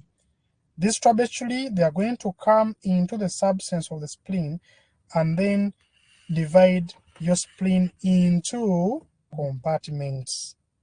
The compartment that we call the red pulp and the white pulp. These are functional units of the spleen, and they can help you understand the function of the spleen. Okay. The white pulp, just as here the name white, it's going to be that area which is going to contain immune cells. Okay, so you can see normally we've explained that our splenic artery, as you can see here, it's going to divide at the hilum to give off branches. These branches that are going to be given off, they are called trabecular arteries because they are going to be going through the trabecula. Okay, so those trabecular arteries, they are going to come and enter into the substance of the spleen and then give off small branches like what you see here. These small branches, these small branches, these small branches that we call the central arteries. These central arteries, they are going to be surrounded by a layer of immune cells. That layer of immune cells, it will be called the periarteriolar lymphoid sheath. This periarteriolar lymphoid sheath surrounding the central arteries is going to be containing T lymphocytes. The abundant T lymphocytes that will make up this sheath. This sheath, it's what you see here surrounding these central arteries. Okay, and this sheath close to it, of course, we have different other immune cells like the B lymphocytes. Okay, in these follicles that you see here, or these germinal centers that you see here, they are going to contain B lymphocytes. But this sheath here that you see is going to only contain T lymphocytes. Okay, so obviously the relevance of these T lymphocytes and the B cells, they are important in capturing what? Capturing different pathogens that are going to be destroyed within the spleen. That's why we say that the spleen has an immune function. It has those special arrangement of cells that will easily destroy pathogens that are coming towards the spleen through this blood in the central artery. Pathogens like viruses, bacteria, they are going to easily be targeted by those cells. Okay, so basically your white pulp, it's going to be important in immune surveillance. It's going to be important in targeting pathogens. Okay, then we have the red pulp. The red pulp, what is it made up of? The red pulp, as you can see, all these centers, all these areas that you see here, these brown areas, this is the red pulp. It makes up the largest portion of the parenchyma of the spleen. The white pulp, there are only these small areas here. Okay, these small areas that you see here around these central arteries. Okay, and we say the relevance is immune surveillance. Then the red pulp for it, you can see it has a wider area, and this red pulp, it's going to contain what? it's going to contain what we call splenic cords. Splenic cords, these are just tissues made up of reticular connective tissue. Reticular connective tissue is a tissue that also help in trapping germs. Okay. Aside from these splenic cords, we also have sinusoids. These sinusoids, they are also within the red pulp, and these sinusoids have a very special function, a function that we can appreciate in these images here. Okay. These images, they can revise what we've just covered. Say that the hilum, the splenic artery, we go off branches. We said one of the branches, the trabecular artery, it will enter into the spleen, give off a central artery that will be surrounded by a sheath containing T cells. Okay, we already talked about that, and we say the function is just to allow targeting pathogens. Okay, then we can see that in the red pulp, we have what the splenic cords made up of reticular connective tissue, but also we have sinusoids. These sinusoids, they are blood channels that are very unique. They have basically spaces that can allow the red blood cells to leak out into the splenic tissue. Once red blood cells leak out, eventually they'll come back into blood, but if a particular red blood cell is worn out, if it has reached its lifespan, that red blood cell may not be in position to come back into the saturation. It will be stuck in the splenic cords, and it will be destroyed by the macrophages in the splenic cords. That's why we can conclude and say that the red pulp is a part of the pancreas, of the spleen, that will help in recycling of red blood cells. Okay, so that's the function of the red pulp. It has these sinusoids that can allow leakage of red blood cells into the splenic cords, and normally these red blood cells, they come back into saturation, but a particular red blood cell is deformed as a result of aging, it won't easily come back into the saturation. It will remain stuck outside here, and it will be targeted by these macrophages. These macrophages, they abandon cells in the splenic cords, and that's why our red pulp is going to be very relevant in recycling of red blood cells. Okay, so all this is the white pulp. We've explained its relevance. Oh, this is the white pulp made up of a central arterial. This periarterial lymphoid sheath made up of T cells, and then these follicles that are made up of B cells. The relevance of this is immune surveillance.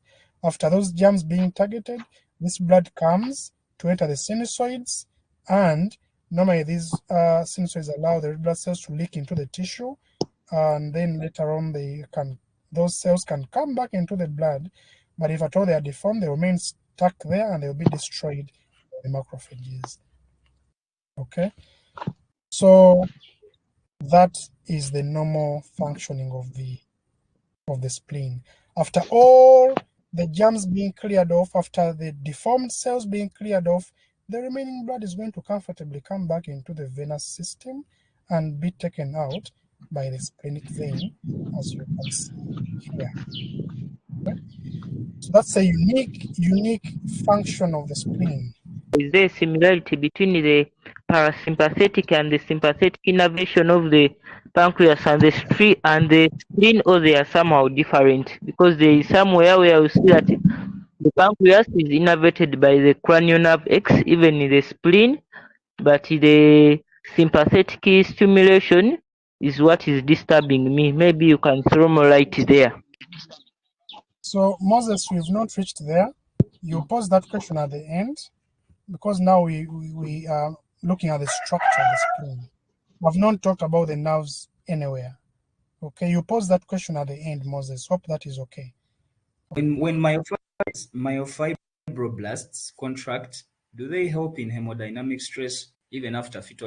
Because I read somewhere this action is common in animals more than in human beings, because fetal life also, that's where the spleen is involved in enterocytosis.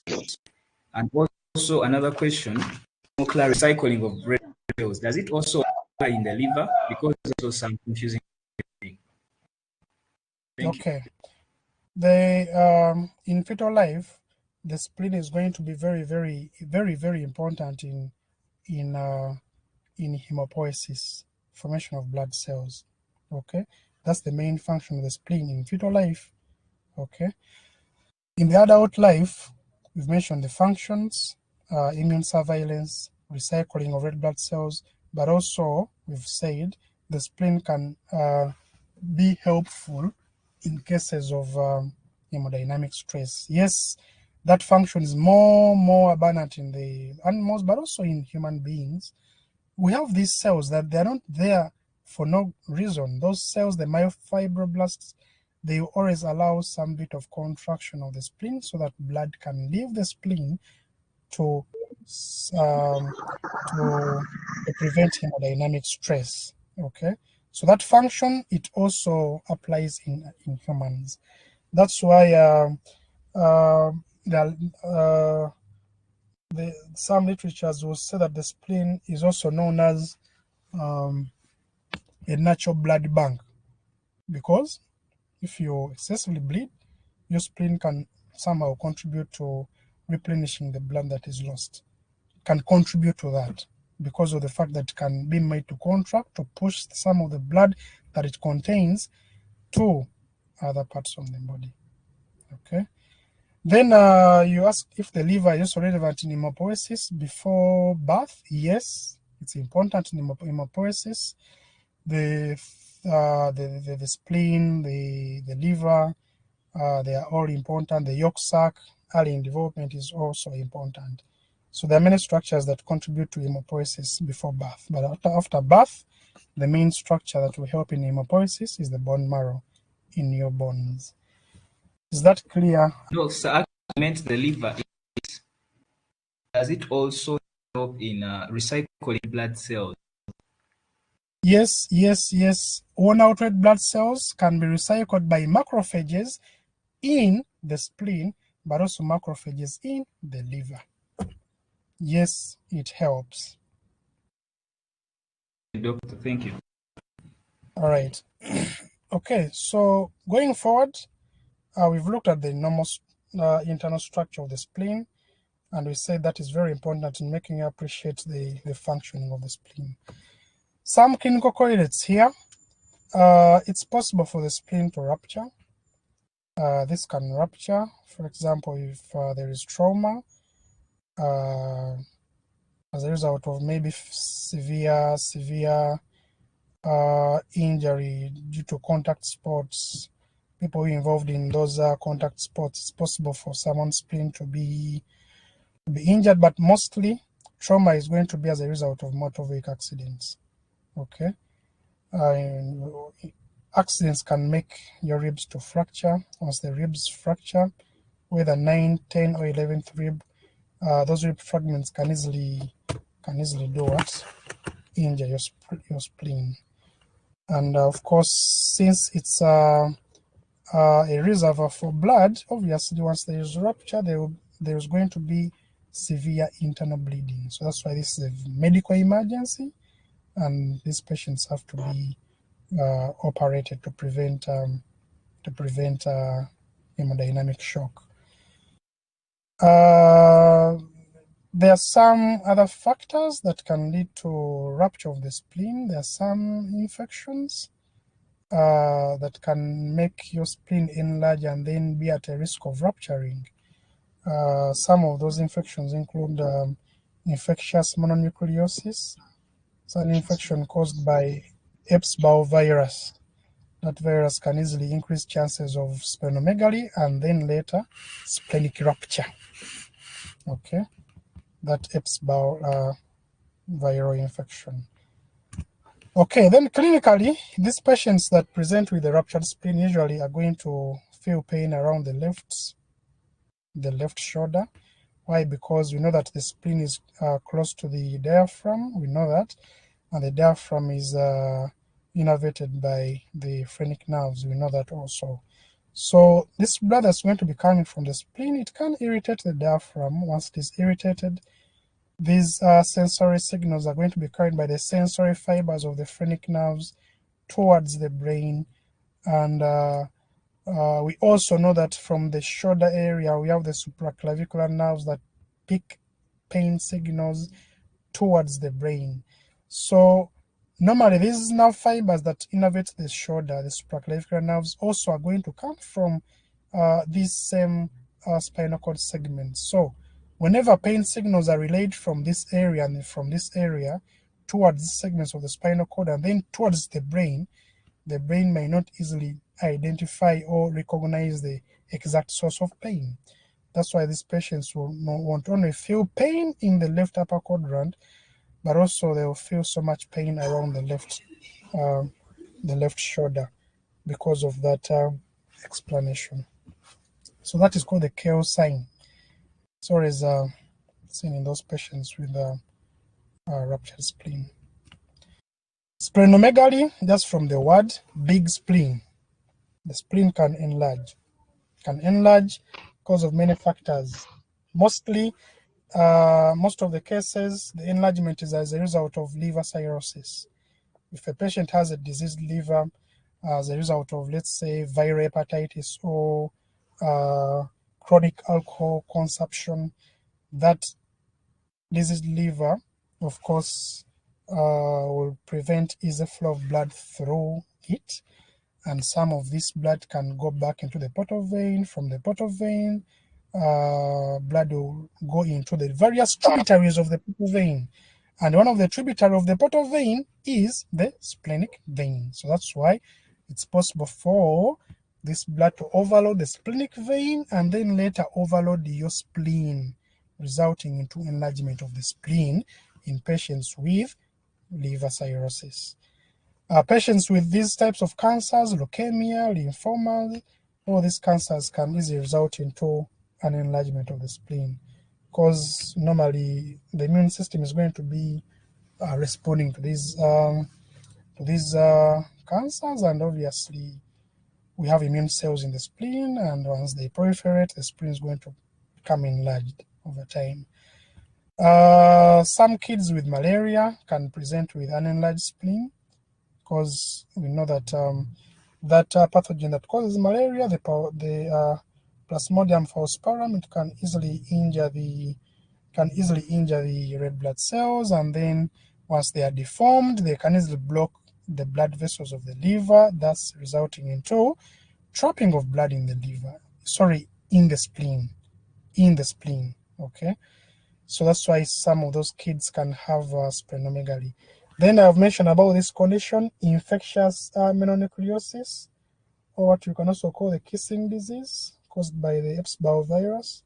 It can also increase chances of splenomegaly, and then splenic rupture, as I explained.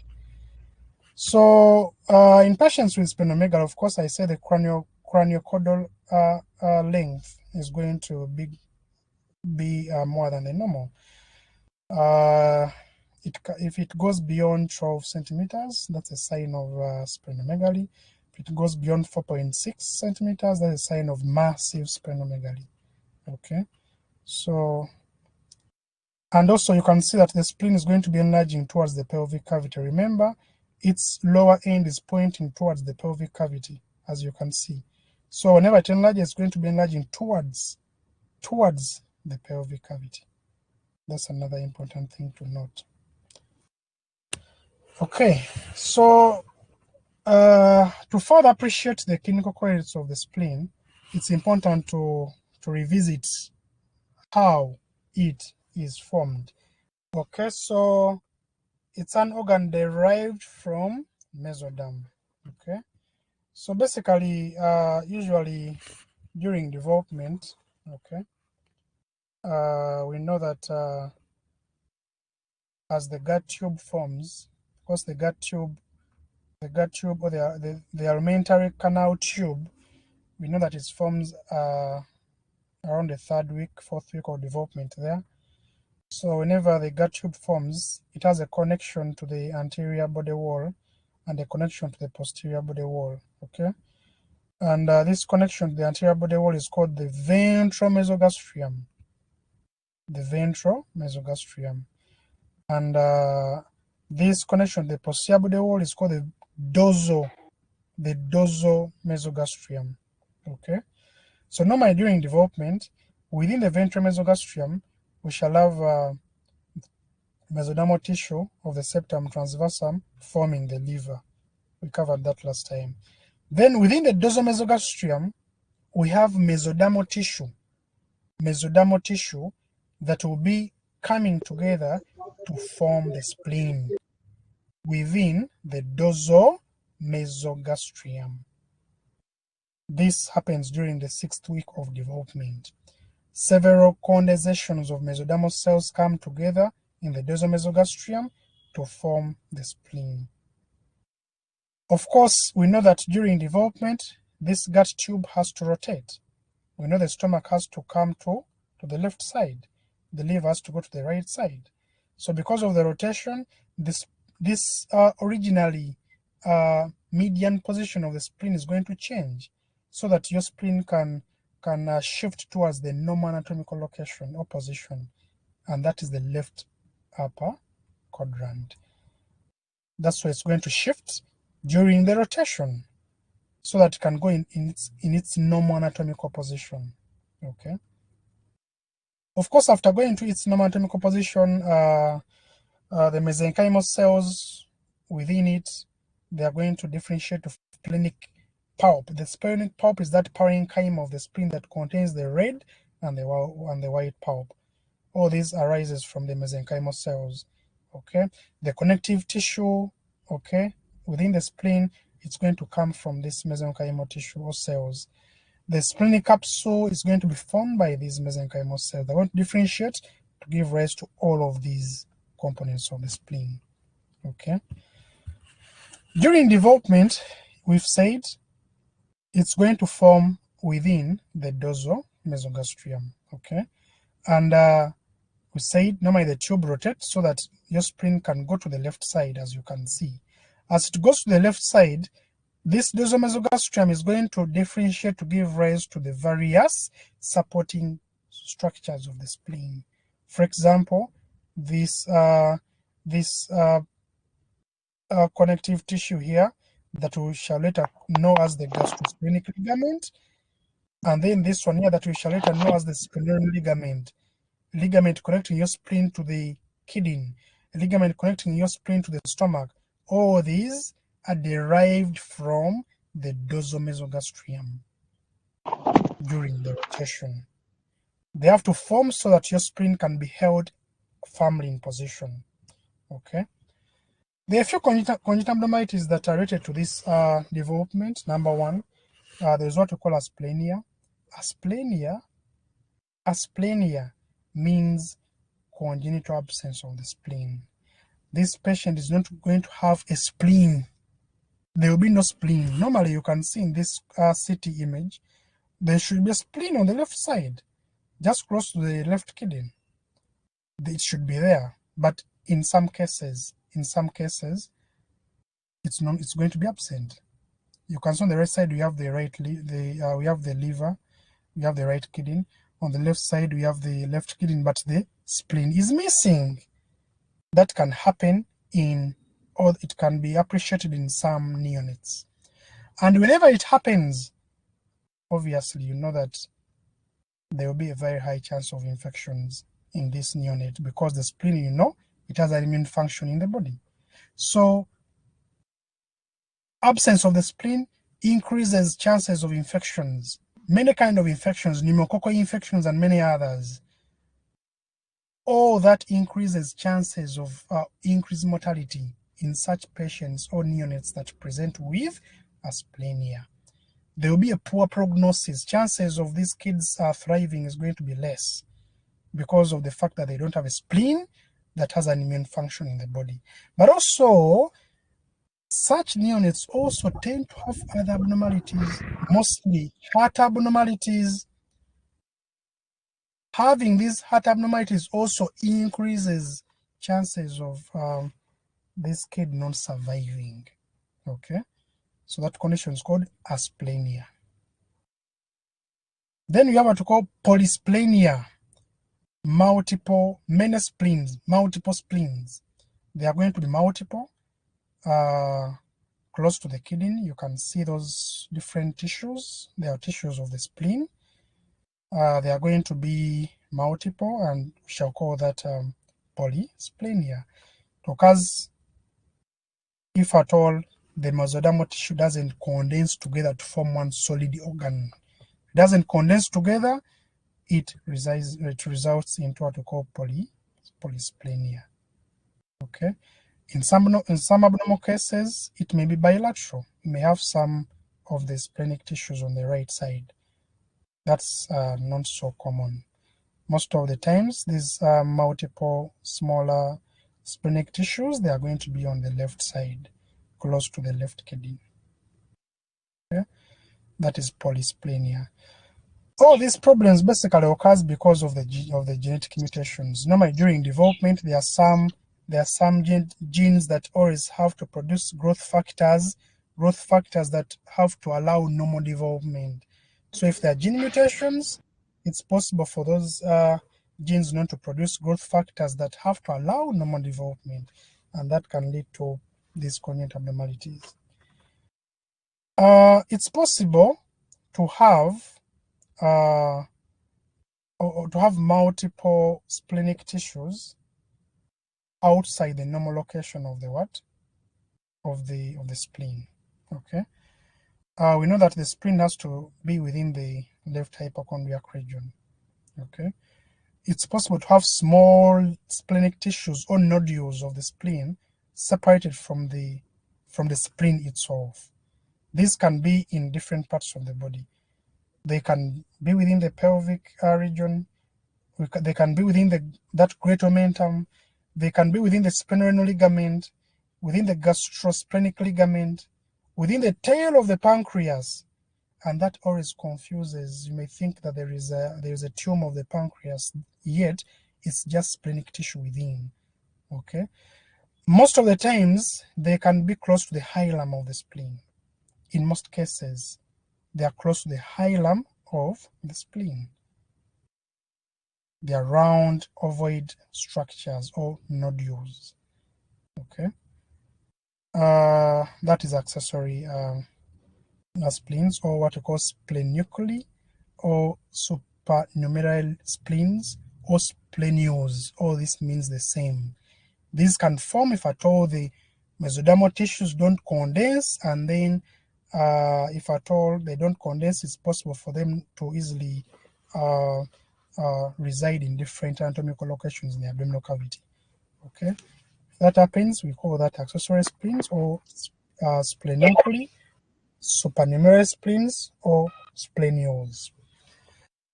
So always it's important to identify these splenic tissues or nodules. These patients may not have symptoms, but it's always important to identify these splenic tissues because if there is any disease of the spleen, let's say cancer of the spleen, and let's say it has to be removed, this cancer will not heal because there will be other splenic tissues in other parts of the body outside the normal anatomical position or location. So that's why it's always important to always critically examine the body structures. If there is any inconsistency in the tissue or in the organ structure, you always have to be keen to note out these different abnormalities. Then there's what we call a wandering spleen. A wandering spleen, this is a spleen that's going to be fully formed. Okay, there are no nodules around. It's fully formed, but it's in a wrong anatomical location. The causes could be developmental laxity of the ligaments, those connective tissues that we talked about, if they are weak. Okay, as a result of incomplete development of the dorsomesogastrium, it's possible for the spleen to easily wander or descend inferiorly to be located in other parts of the abdomen. or in the pelvic cavity. If there is that developmental weakness of the ligaments as a result of underdevelopment of this dorsal mesogastrium, this can occur. It can occur also with age. As we age, our body tissues weaken, okay? So those supportive elements can weaken with age. They can weaken if a patient has splenomegaly, okay? If the spleen is heavy, it can't be held in its anatomical location. It can easily descend downwards. There's trauma, extreme weight loss, weak abdominal muscles, and excessive gastric distension can lead to spleen slightly residing out of its normal anatomical location. So all those are risk factors that can lead to this condition. Whenever this happens, there is a very high chance of torsion to occur. Torsion can easily occur because our spleen is going to be wandering within the abdominal cavity. It should be up here, okay? So since it is wandering within the abdominal cavity, remember it has connective tissues that always are connected to it, okay? There are those connective tissues connected to it. So because of the fact that it's wandering in the abdominal or in the pelvic cavity, it's possible for this organ to twist upon itself. And once it twists, that's what we call torsion, splenic torsion. And once there is torsion, the blood vessels that supply the spleen are going to be occluded. If they are occluded, the tissues of the spleen will start dying. They will undergo necrosis. Okay, so always it's important to identify these abnormalities radiographically so that those complications can be prevented. So you can see these images. All those are coronal CT images showing you the wandering spleen that is outside its normal anatomical position or location. So sonographically, it's possible to see the spleen, okay? Though, of course, there are some limiting factors. You can see that our spleen, we said already that it's going to be situated close to these ribs, these lower ribs. So these ribs are going to act as blockers. They are going to basically obstruct clear visualization of the spleen, okay? And always there will be some bit of shadowing, acoustic shadowing, because whenever the sound beam hits these bones, that beam will not allow easy visualization of the spleen, but instead there will be shadowing, preventing clear visualization of your organ.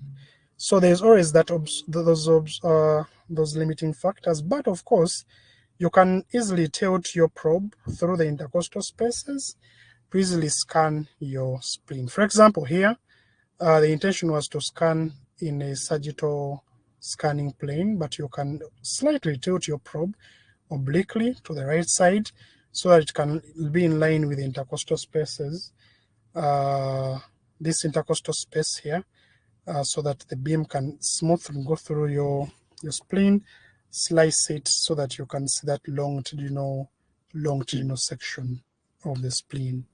Okay, so this is your spleen here. That's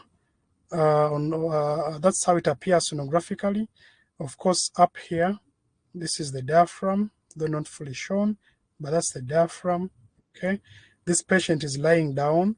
It could be in the spine position. It could be on the right side of the body, or in what we call the right lateral decubitus position. And the structures towards this side, they are the ones that are more superior. This is towards the head of the head of the patient. This is towards the feet of the patient. So this structure that you see here is the diaphragm, which is situated above and posterior to your spleen. Then, of course, this is your hilum of the spleen. This image is further showing you the longitudinal view of your spleen. If you obliquely position your probe in the intercostal spaces, you can see that longitudinal view of the spleen. And it's the one that is always used to measure the craniocaudal dimension of the spleen to see if it's in a normal dimension. Say the dimensions can increase in patients with splenomegaly. Okay, so you can see that is your spleen there. That is the hilum. We have the vessels going through. Okay, up here, so here you have the diaphragm, though it's not fully shown. But this is your diaphragm above and posterior to your spleen. Below, these are the vessels, and of course there is some gas in structures. These structures here indicating these are basically intestinal structures because of this gas that you see here. Okay, if you slightly tilt your probe within the intercostal spaces, it's possible to appreciate the kidney also. Remember we said your spleen is close to the left kidney. So it's possible to see the left kidney when you scan the spleen, and you can see it here. Okay, this is the diaphragm, of course, as we've said, though it's not fully shown. This is your spleen here, and you can see that below it, slightly posterior, we are seeing the kidney. It's coming into view. The left kidney specifically, it's coming into view in this sonogram. These images here are still showing you the same orientation. To appreciate the spleen, we say the spleen, it's going to be close to the diaphragm, above and posteriorly, and that's why in these images you can see this diaphragm clearly above and slightly posterior to your spleen. Okay, this is the diaphragm here. Okay, the left kidney, of course, it's seen below, it's slightly below the spleen, and of course it can be clearly visualized in this image. Okay, these two structures, they appear differently. This is appearing a bit bright. Okay, this is appearing more darker. Okay, so there is a difference in the texture of these structures. Of course, there are more terms that you will learn as you continue with ultrasound. Hemotexture, homogeneous, hyperechoic, isoechoic. I don't want to use them now because you've not learned about them, but just know that the spleen, it's going to structurally look different from the kidney. It's slightly bright. This is more darker. Okay, so that can help in distinguishing these two. But also, obviously, if you see the diaphragm close to this structure, obviously it will be the spleen. Okay, you can't easily miss it. In this image, what are we seeing? We are still seeing the longitudinal axis of the spleen. This is the diaphragm up here. Okay, well, this is towards the head of the patient, towards the feet, this side, anterior, posterior. Okay, these are the abdominal muscle, this is the abdominal wall. Okay, of course you have the ribs here. That's why you have some shadows within this image because of the ribs that are close to the spleen. This is the diaphragm here. This is the hilum, okay, where structures are going to pass. The vessel that is wide, that is the vein. Veins are always wider, have a wider lumen. So you have the splenic vein there. Okay. We are seeing something here. We are seeing a structure having the same structural appearance like the spleen, close to the hilum.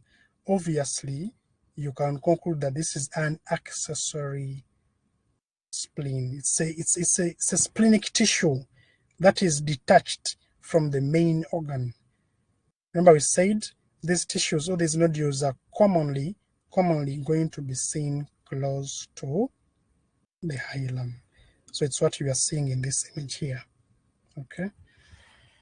So basically, those are a few points I can mention regarding the spleen, the gross anatomy and the clinical anatomy. That's what I can summarize and mention about. Okay, do you have questions before we end? Is it true that during embryonic development of the spleen, we see that before in the embryonic development of the mid-gut there is herniation? So is it true that that herniation may further spread to the spleen, or it's separate? So during herniation, it's the mid-gut loop that herniates, okay? And we know the mid-gut gives rise to small intestines. So technically, it's the small intestinal coils that are herniating, okay? And of course, you learned that when those coils fail to return, they may be trapped in the cord, the umbilical cord, resulting into an omphalocele. This omphalocele, it's going to contain coils of the small intestines. Rarely can it contain the spleen. Okay, in some abnormal cases can contain the spleen, part of the liver. Okay, but it's going to mostly contain the coils of the small intestines. Is that clear? Yes, doctor. All right. Thank you, sir. Inquiring, in cases of asplenia or splenectomy, how is the function of the spleen be compensated? All right, so if there is need to remove the spleen, let's say because of cancers, or is this patient is going to be put on drugs, antibiotics, and various kind of drugs that will always limit infections. Of course, there are other structures of the body that have an immune function, the bone marrow, the thymus, and many others, the various lymph nodes. They can contribute to the immune function of the body, but additionally, this patient can be given drugs that can be used for a long period of time to limit infections. Okay, so that's what is done. Drugs are used to limit these infections. Is that clear to you? Yes, sir. Thank you. All right. All right. Lastly, Thank you, sir. May I request for more elaboration or clarity on the innervation of the pancreas? so I didn't talk about the innervation of these structures because it's not clinically important, but understand that these organs are innervated by the autonomic nervous system, the sympathetic and the parasympathetic. Okay. Your pancreas is mostly going to be controlled by hormones. Hormones are going to control the secretion of pancreatic juice. So hormonal control over ways, it's more important than the neural control. Okay. But yes, there are nerves, like the vagus nerves, that are going to always come in to innervate your pancreas, allowing more pancreatic juice secretion. Okay. But hormones, there are several hormones from your GIT, hormones that are going to control the secretion of contents from the pancreas. Okay. Those hormones, I told you to read about them. I don't know if you tried to. Okay, so with that, let's end the session here.